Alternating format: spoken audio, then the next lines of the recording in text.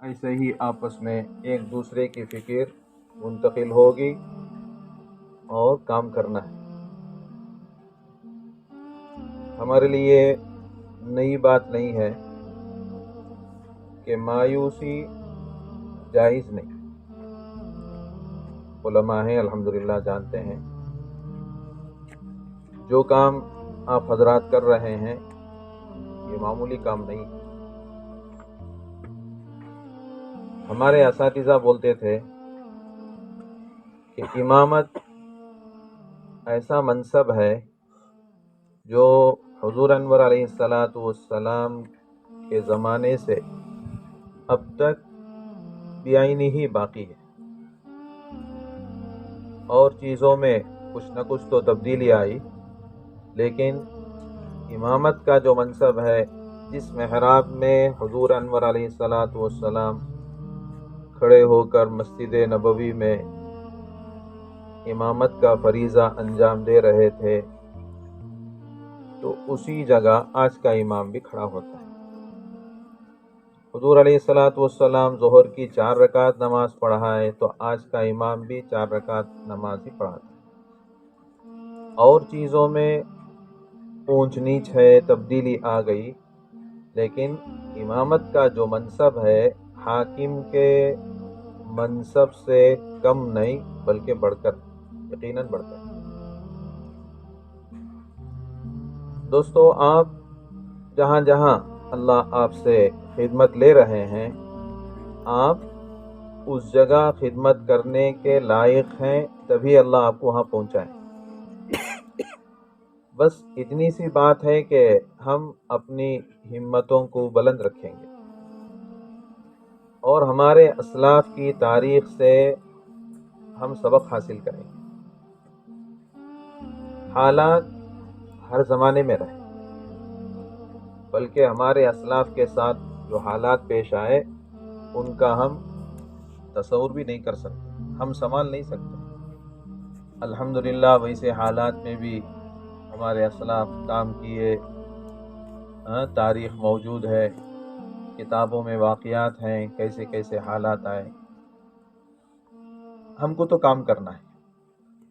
और इस वक्त हमारे जो अकाबिर हैं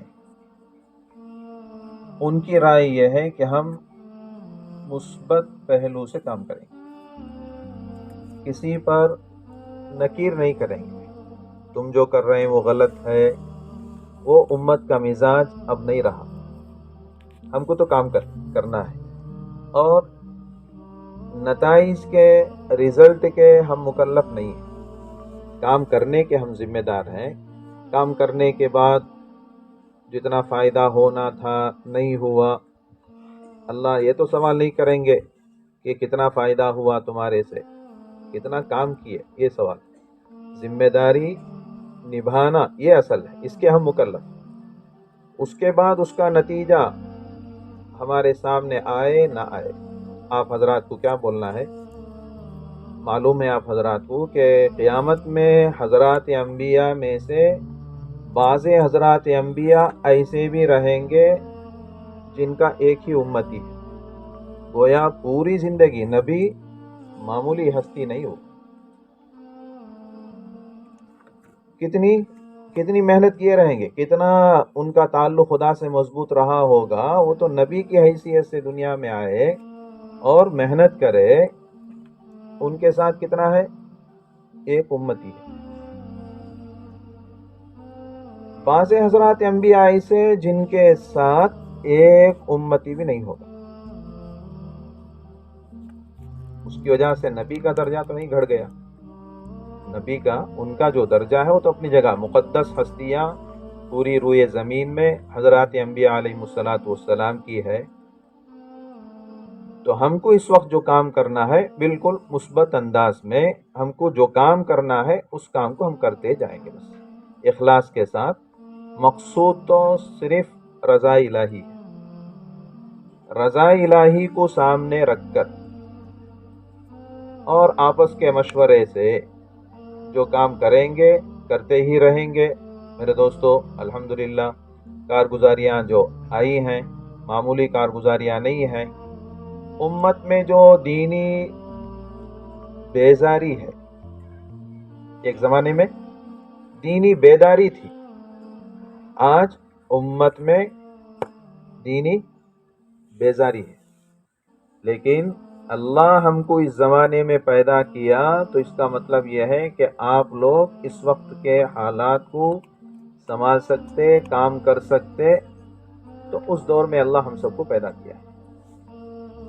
اس لیے ہم ادھر ادھر، وہ وہاں جا رہا ہے، یہ یہاں جا رہا ہے، ٹھیک ہے، لیکن ہم کو کیا کرنا ہے؟ اس موقع کے مطابق ہم کو جو کام کرنا ہے وہ آپس کے مشورے سے ہم کام کرتے رہیں گے۔ نتائج، رزلٹ ہمارے سامنے ہو نہ ہو، ہم کو ضرورت نہیں ہے، اس کے ہم ذمہ دار بھی نہیں۔ اسی لیے مشائخ بولتے ہیں اپنے خلفاء کو، تم جہاں کام کر رہے ہیں وہاں تمہاری بات ماننے والے کتنے ہیں اس کے پیچھے پڑنے کی ضرورت نہیں، بلکہ تم کام کرتے رہو۔ تو حضرات انبیاء کے ساتھ قیامت میں ایسا ہوگا کہ ایک امتی ہے یا کوئی امتی نہیں ہے، تب بھی وہ نبی نبی ہی ہے۔ اس نبی کا جو پاور ہے وہ تو کم نہیں ہوا۔ اللہ کی جو شان ہے، شان سمدیت، بارہا آپ حضرات ایک حدیث سنے ہوں گے، حضور علیہ السلام فرماتے ہیں لو ان اولکم و آخرکم و انسکم و جنکم، یعنی اللہ ایسے بے نیاز ہیں کہ اگر تمہارے اگلے اور پچھلے، تم سے پہلے جتنے آئے وہ سب، اور قیامت تک جتنے آئیں گے وہ سب، اسی طرح جتنے انسان اور جتنے جنات، یہ سب کے سب تم میں جو بہترین انسان ہے، ہم سب جانتے ہیں پوری کائنات میں بہترین انسان کون؟ حضور انور علیہ السلام۔ آپ سے بہتر پوری کائنات میں کوئی نہیں، ہم سب کا عقیدہ ہے الحمدللہ۔ تو تم میں جو اعلیٰ درجے کا انسان ہے ویسے پورے کے پورے ہو گئے۔ قیامت، حضرت آدم سے لے کر قیامت تک کے سارے انسان، سارے جنات کیسے ہو گئے؟ حضور علیہ السلام جیسے، حضور کا جو مقام اللہ کے پاس ہے، جتنا قرب آپ کو حاصل ہے، اتنا قرب والے یہ پورے کے پورے ہو گئے، تو بھی اللہ کی شان میں، اللہ کی بڑائی میں ذرہ برابر فرق نہیں آئے گا۔ اللہ چاہے ہم عبادت کریں تب بھی اللہ، ان کا مقام وہی ہے، عبادت چھوڑ دیں تب بھی اللہ وہی ہے۔ ایسا نہیں کہ ان کی عبادت کرے تو ان کا پاور بڑھتا جا رہا ہے، عبادت کرنے میں تو ہمارا فائدہ ہے، ان کا فائدہ نہیں۔ بابا تصویر کشی یہ سب اللہ کے لیے، چونکہ دینی مجلس ہے، بہت ہی آج کل بہت اس کے ساتھ بولنا پڑتا ہے۔ جب سے یہ مصیبت آئی اسی وقت سے اساتذہ طلباء کے بارے میں پریشان ہیں، ماں باپ اولاد کے بارے میں پریشان ہیں، کیا کرنا کیا نہیں کرنا سمجھ میں نہیں آ رہا ہے، اس لیے بہت ہی احتیاط کرنے کی ضرورت ہے۔ جب سے یہ چیز آئی ہے اس کے بعد سے دین کی گویا بے حیثیتی ہو رہی ہے، دین کو ہم گھٹا رہے ہیں، دین کے مقام کو۔ وہ زمانے میں پورے طلب کے ساتھ ہم مشائخ کے پاس جاتے تھے، اساتذہ کے پاس جاتے تھے، بات سنتے تھے، براہ راست بات سنتے تھے، امت تک پیغام پہنچاتے تھے۔ اب یہ جتنا آسان ہو گیا اتنا ہی ادھر زوال شروع ہو گیا۔ اسی طرح حدیث کا دوسرا حصہ ہے، اگر تمہارے اگلے اور تمہارے پچھلے اور انسان جنات سب کے سب تم میں جو بدترین آدمی ہے اس کے مانند ہو گئے تو بھی اللہ کی عزت میں، اللہ کے مقام میں ذرا برابر کمی نہیں آئے گی۔ ہم سب جانتے ہیں پوری کائنات میں سب سے بدتر شیطان ہے، سب کے سب شیطان کے مانند ہو گئے، لیکن اللہ کا مقام نہ عبادت کرنے سے بڑھتا ہے، نہ عبادت کے نہ کرنے سے، عبادت کے چھوڑنے سے گھٹتا ہے۔ تو اللہ ایسے صمد ہیں، ایسے بے نیاز ہیں۔ میرے دوستو، اس بے نیازی کو آج کل ہم زیادہ سوچیں، اللہ کیسے بے نیاز ہیں۔ اللہ کو کس سے کیسا کام لینا ان کو معلوم ہے۔ آپ حضرات اہل علم ہیں، الحمدللہ جانتے ہیں، امام بخاری علیہ الرحمہ، امام محمد علیہ الرحمہ کے شاگرد۔ جب امام بخاری علیہ الرحمہ کتاب الطہارت ختم کر کے کتاب الصلاۃ شروع کرنے والے تھے، امام محمد علیہ الرحمہ ان کو دیکھ کر بولے، تمہارے چہرے سے ایسا لگتا ہے کہ حدیث کی خدمت تم سے لی جائے گی، اس لیے تم اسی کو اصل بناؤ، فقہ ایک طرف رکھ دو۔ تو دنیا امام بخاری کو تو جانتی ہے، لیکن امام بخاری علیہ الرحمہ ان کے رہبر کو، امام بخاری شریف لکھنے کے لیے کون سبب بنے؟ ان کے نام اعمال میں یہ سب ہے، امام بخاری کے نام اعمال میں تو ہے ہی، لیکن امام بخاری کو بخاری لکھنے کے لیے اس لائن میں ان کے چہرے سے ان کو اندازہ ہوا کہ یہ بچہ اس لائن کا ہے، اس لائن سے کام ہوگا، تو فوراً بولے کہ تم حدیث کو اصل بنا لو۔ تو آج اصح الکتب بعد کتاب اللہ الصحیح البخاری، الحمدللہ۔ یہ کس کے کھاتے میں ہے؟ امام محمد علیہ، ان کا اخلاص تھا۔ آج ہمارے اندر بھی وہی سبق ہونا چاہیے کہ اگر کسی طالب علم کے اندر ہم کچھ دیکھتے ہیں تو امانتاً رائے اس کے بارے میں بولتے ہیں۔ دیکھو تم مدرسے کے لائق ہو، حفظ مدرسے میں، فلاں مدرسے میں داخلہ لے لو، تم انجینئر بن سکتے ہیں، تم دین سے جڑا ہوا رہنا بس، اس کے لیے عالم دین بننا وہ تو ضروری نہیں ہے۔ تو جس کے اندر جو قابلیت، بلکہ اس کے بہت بعد کا واقعہ ہے، آپ حضرات کے علم میں ہوگا، بانی باقیات مولانا عبد الوہاب صاحب رحمۃ اللہ علیہ، جن کو دنیا مجدد جنوب سے یاد کرتی ہے۔ جنوب کا جو علاقہ ہے، ہمارا علاقہ آندھرا ہے، تمل ناڈو، کرناٹک، کیرلا، اس کے وہ مجدد کون ہے؟ بانی باقیات۔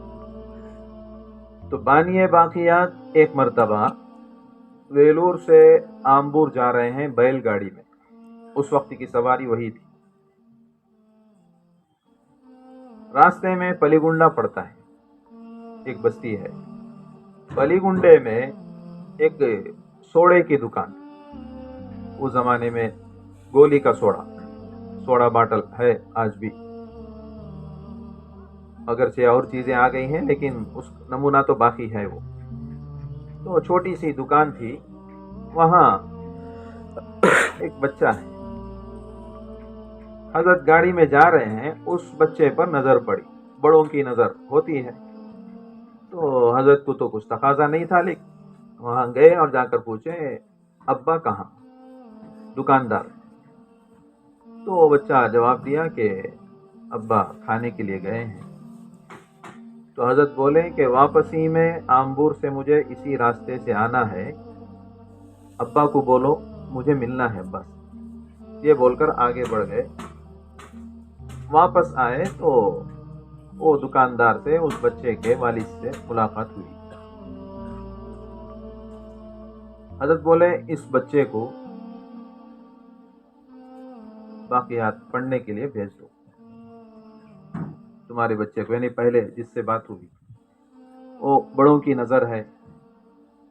ان کے ابا بھی اجازت دے دیا اور گئے، جا کر پڑھے اور باقیات کے مایاناز استاذ بنے، جن کو دنیا کہتی ہے امانی حضرت،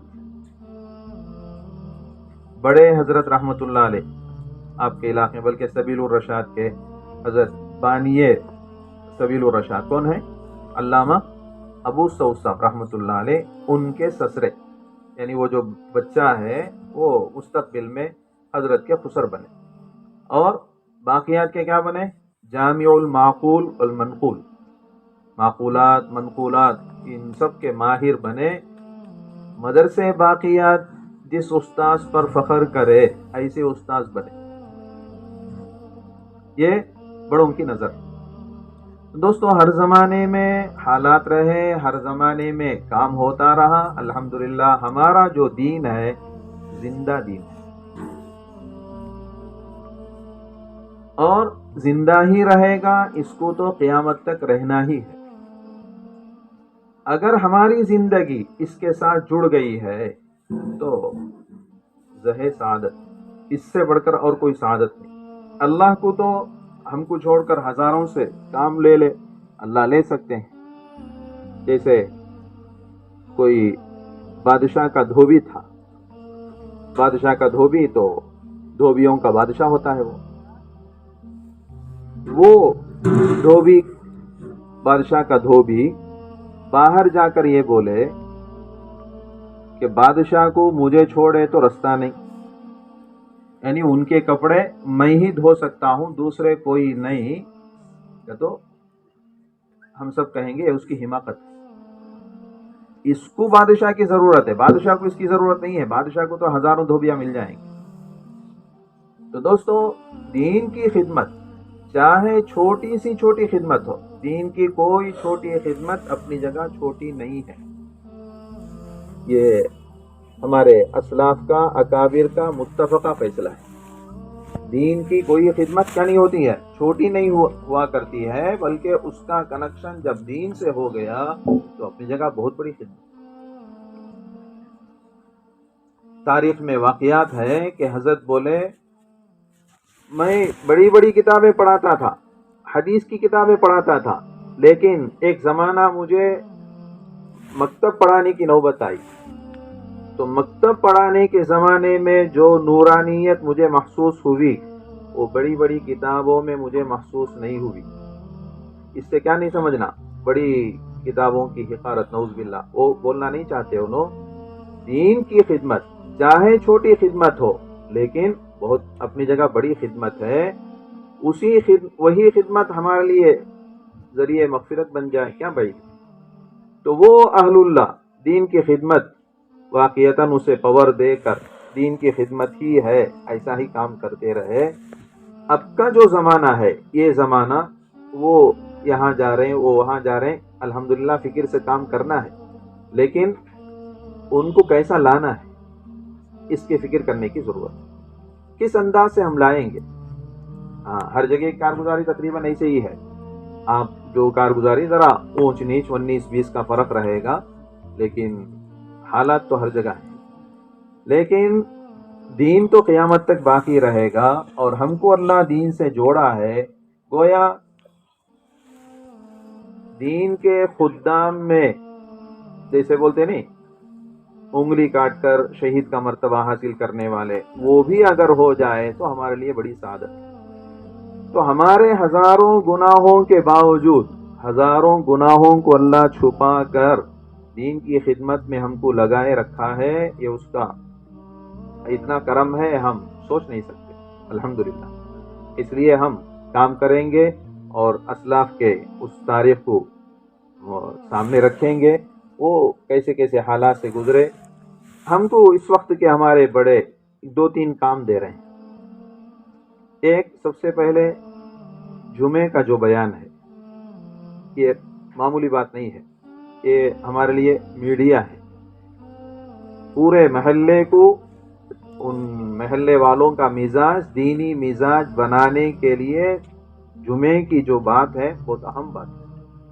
اس لیے بولتے ہیں کہ جمعے کی بات آدھ گھنٹہ، پون گھنٹہ ادھر ادھر کے قصے یہ سب بولنے کی ضرورت ہے۔ قرآن حدیث کی روشنی میں 10-12 منٹ، اور پورے ہفتے میں امام صاحب ہونے کی وجہ سے نوٹ کریں گے کہ ہمارے محلے میں کیا ہو رہا ہے، اس کے مطابق قرآن حدیث کی روشنی میں کون سی آیت ہے اور اسی طرح کون سی حدیث ہے، یہ ہم تلاش کریں گے یا کسی سے پوچھیں گے اور اس کے مطابق ہی بات کریں گے۔ تاریخ میں ایک واقعہ لکھا گیا ہے کہ فجر کے بعد ان کی تفسیر ہوتی تھی، ملک شام کا قصہ، اور وہ تفسیر میں ہزاروں آتے تھے، پتہ نہیں کہاں سے آتے تھے، ہر دن فجر کی نماز کے بعد، اور سڑکوں میں مصلے بچھائے جاتے تھے، خاص طور سے تفسیر کے لیے اس میں دور دور سے آتے تھے۔ ایک صاحب ان سے پوچھ رہے ہیں مفسر سے کہ ہم بھی اپنی جگہ تفسیر کر رہے ہیں، لیکن تمہاری تفسیر میں لوگوں کا ایک خاص قسم کا لوگوں میں کیفیت ہے، اور کچھ رونا دھونا بھی ہوتا ہے، اور اتنا ہجوم ہے، آخر کوئی نہ کوئی بات ہوگی۔ تو بولے میں راز فاش کرنا نہیں چاہتا تھا، لیکن تمہارے سوال سے میں بول رہا ہوں کہ روزانہ تفسیر کی کامیابی کے لیے میں تہجد میں 10 پارے پڑھتا ہوں۔ روز کا میرا معمول ہے 10 پارے تہجد میں پڑھ کر کے اللہ سے کچھ مانگ کر کے میں یہاں تفسیر کے لیے آ کر بیٹھتا ہوں۔ تو دوستو، الحمدللہ مشائخ کی کمی نہیں ہے۔ قاری صدیق صاحب رحمۃ اللہ علیہ، آپ حضرات جانتے ہیں، ہمارے ماضی قریب کے بزرگوں میں باندہ کے بالکل وہاں ارتداد پھیلا ہوا تھا، تو حضرت کو دعوت نامہ آیا، کہاں سے؟ جہاں پڑھے وہیں سے۔ کہاں پڑھے حضرت؟ مظاہر العلوم میں پڑھے، سہارنپور میں پڑھے، اور حضرت کے شیخ بھی وہیں پڑھانے والے تھے۔ پڑھنے کے زمانے ہی میں حضرت پر نظر رکھے تھے، یہ بچہ جب فارغ ہوگا، یعنی میرا ہی مرید ہے، اس کو مظاہر میں دعوت نامہ دے کر کے استاذ بنانا ہے۔ وہ اپنے طور سے سوچ کر کے رکھ لیے تھے۔ حضرت فارغ ہوئے تو حضرت کا جو علاقہ تھا بالکل ارتداد سے متاثر تھا۔ حضرت شیخ کی بات کو بھی ایک طرف رکھ دیے، شیخ اگر ناراض ہو گئے تو بعد میں منوا لیں گے، حالانکہ شیخ کو ناراض کرنا معمولی بات نہیں ہے، لیکن حضرت کے سامنے مسئلہ تھا امت کا، کہ میرے علاقے میں یہ ارتداد پھیلا ہوا ہے، میں اگر ایک سوئی کے ساتھ یہاں بیٹھ کر پڑھاؤں گا تو اللہ اگر سوال کرے تیرے علاقے میں ایسا ہو رہا تھا تو کیا کیا، تو میرے پاس جواب نہیں ہے۔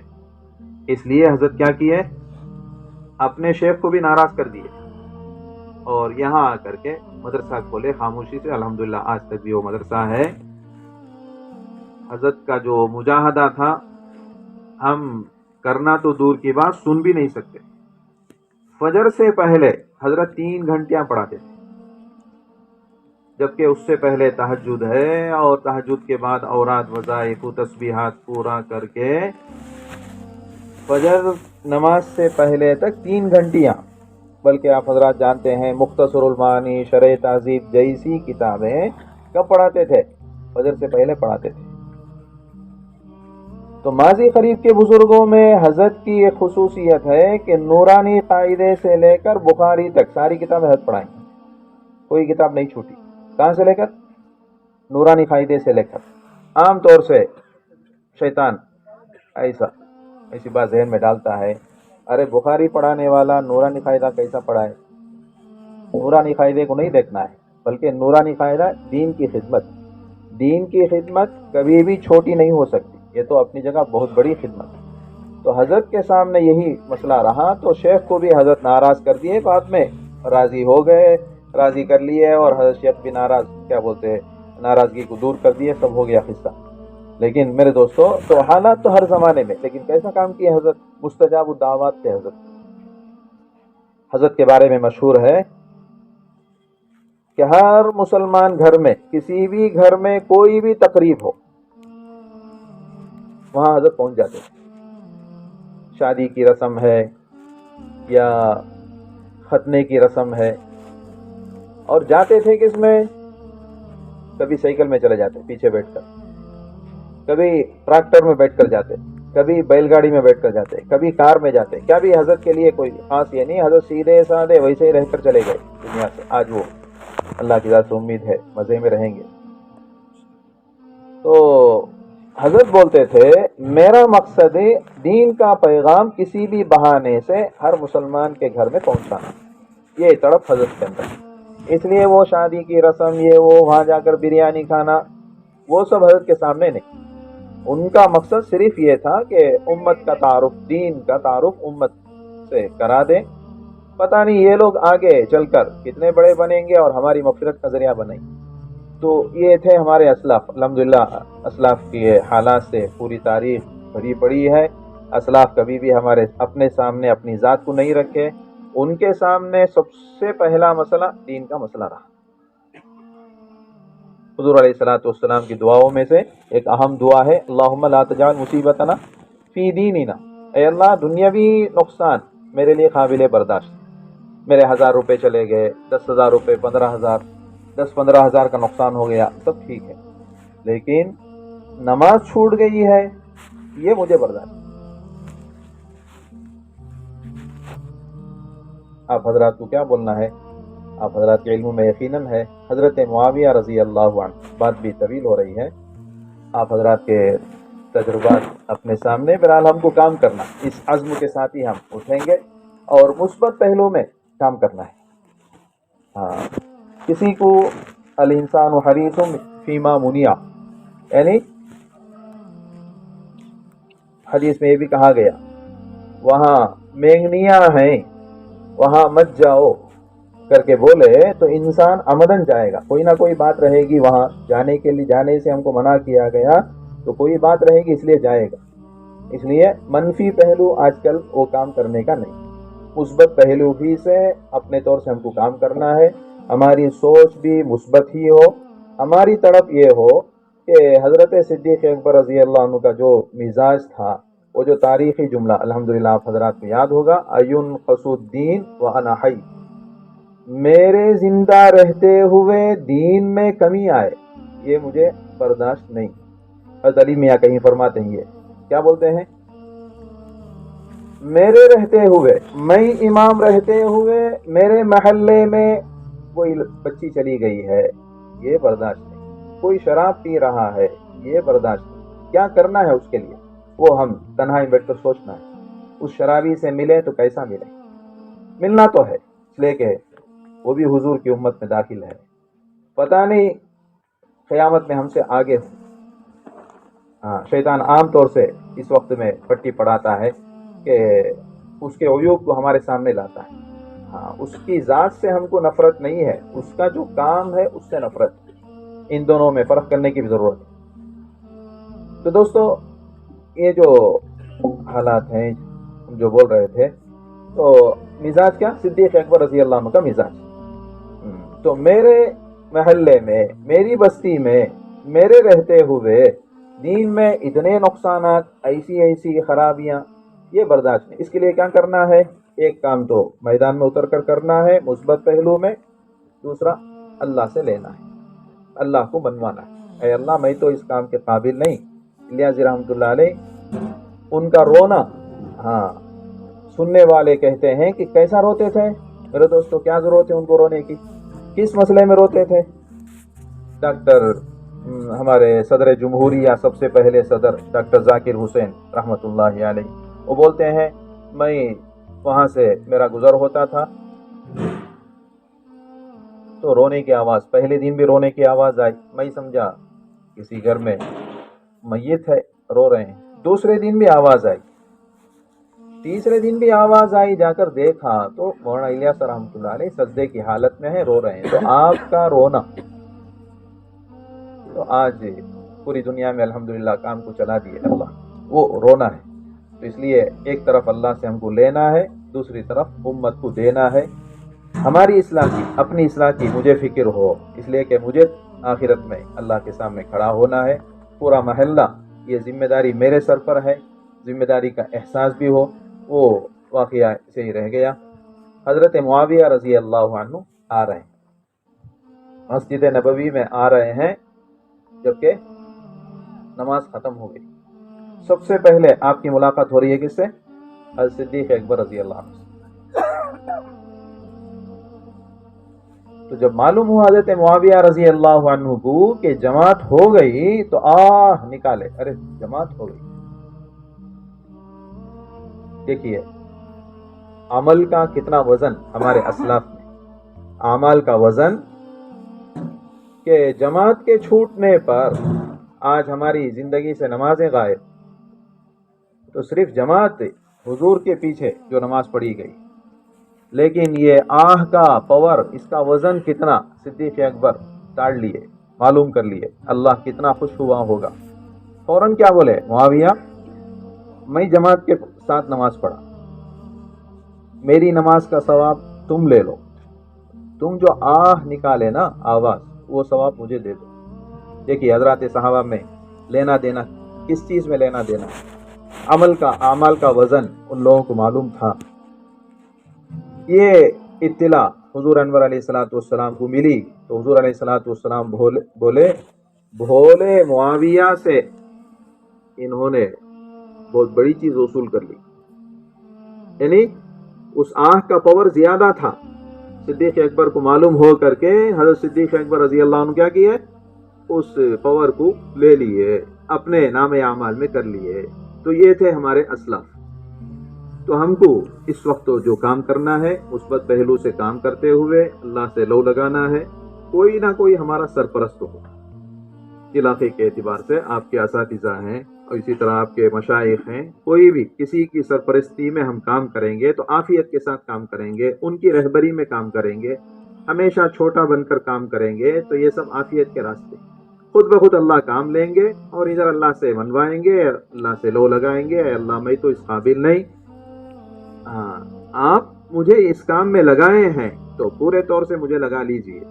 میرے سامنے تو سب سے پہلا نمبر دین کا ہے، بس باقی سب چیزیں میرے لیے دوسرے نمبر پر۔ ایسا مزاج اگر ہوگا تو اللہ کی ذات سے امید ہے کہ حالات خود بخود قابو میں آئیں گے۔ اگر حالات قابو میں نہ آئیں تب بھی ہم اپنی جگہ کامیاب ہیں۔ وہ جو ذمہ داری کے بارے میں سوال ہوگا، کلکم راعٍ وکلکم مسئول عن رعیتہ، بہت عجیب ڈرانے والی حدیث ہے وہ، کلکم راعٍ وکلکم مسئول عن رعیتہ، تمہارے رعایا کے بارے میں ہر ایک سے سوال ہوگا۔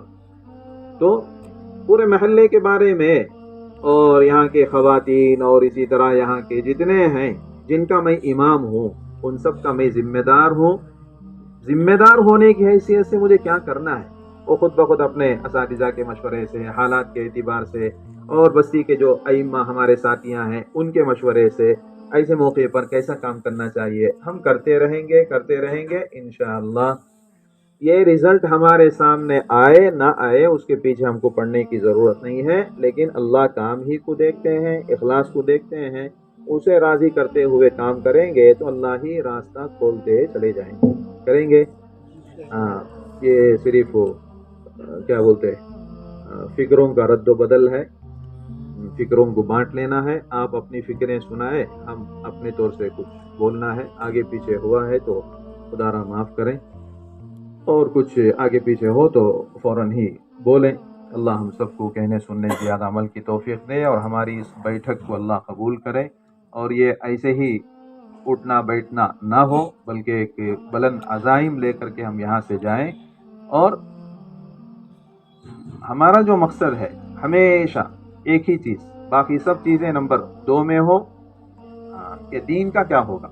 ہماری فکروں کے ساتھ ساتھ اس فکر کو الحمدللہ علماء ہونے کی حیثیت سے اور مدرسے سے جو سند لیے ہیں، اور مدرسہ جو سند دیتا ہے اس کا مطلب ہی یہی ہے کہ یہ جو عالم دین ہے ان پر مدرسہ بھروسہ کرتا ہے، تم بھی اس پر بھروسہ کرو، یہی معنی ہے سند کا۔ تو سند یافتہ علماء ہیں اور کام کر رہے ہیں، اللہ کام لے رہا ہے، ہم اس قابل نہیں تھے پھر بھی اللہ ہمارے عیوب کو چھپا کر کے کام لے رہا ہے، تو اللہ ہمارے کاموں کو اور آگے بڑھائے، یہ بھی اللہ ہی سے ہم مانگ کر کے لیں گے اور کام کرتے رہیں گے، کریں گے۔ اللہ ہم سب کو عمل کی توفیق دے۔